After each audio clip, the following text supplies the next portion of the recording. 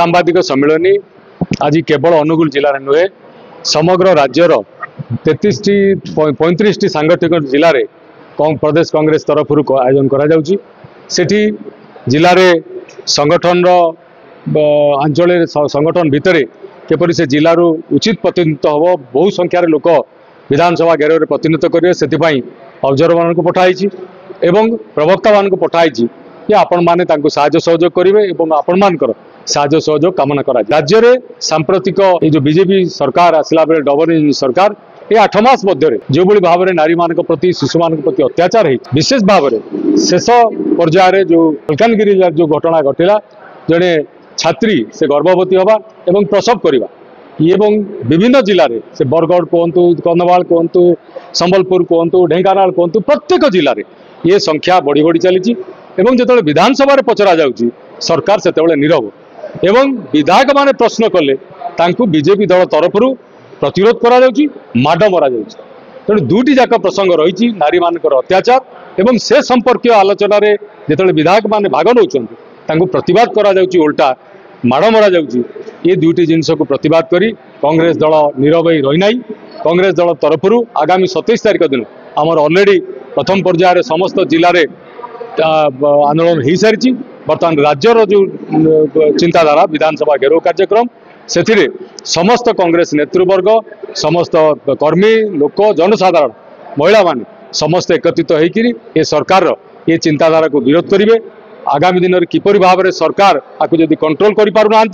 एवं गोटे आड़े कहते जे आम सुभद्रा योजना कर महिला को न्याय दौचु आर पटे अन्यायर सीमा टपी जाइए चरम सीमा तेणु आपको आम विरोध करुचु प्रतिवाद करुचु 27 तारिख दिन जो भाव में सफल हम विधानसभा घेराव ताकू आम करने समग्र ओडिशार सबु जिला बुलुचु एटी आज अनुगुल जिले में आपण मान जरिया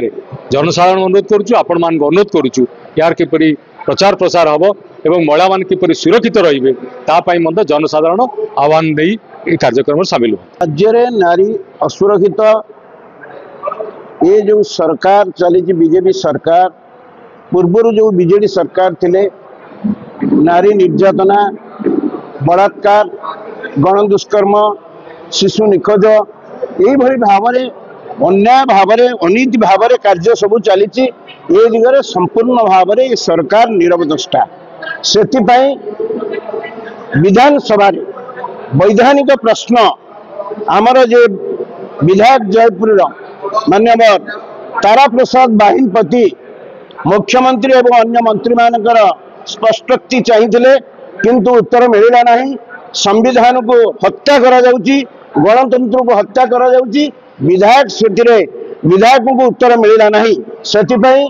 दलर जे ओडिशा प्रदेश कांग्रेस कमिटी सभापति सम्माननीय श्रीयुक्त भक्तचरण दास समस्त वरिष्ठ कांग्रेस नेतृवृंद एवं विधायक मानकर मतामत नहीं आसंता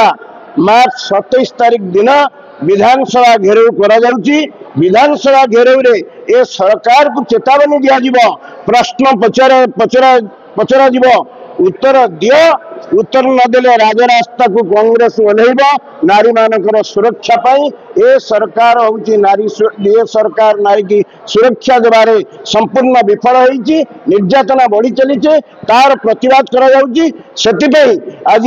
अनुगुल जिला कांग्रेस कमिटी सभापति नेतृत्व में एटी समस्त विधानसभा निर्वाचन मंडली एवं विभिन्न ब्लॉक स्तर 150 रु अधिक कर्मी उपस्थित रही विस्तृत भाव में आलोचना करिसेंती संख्याधिक लोक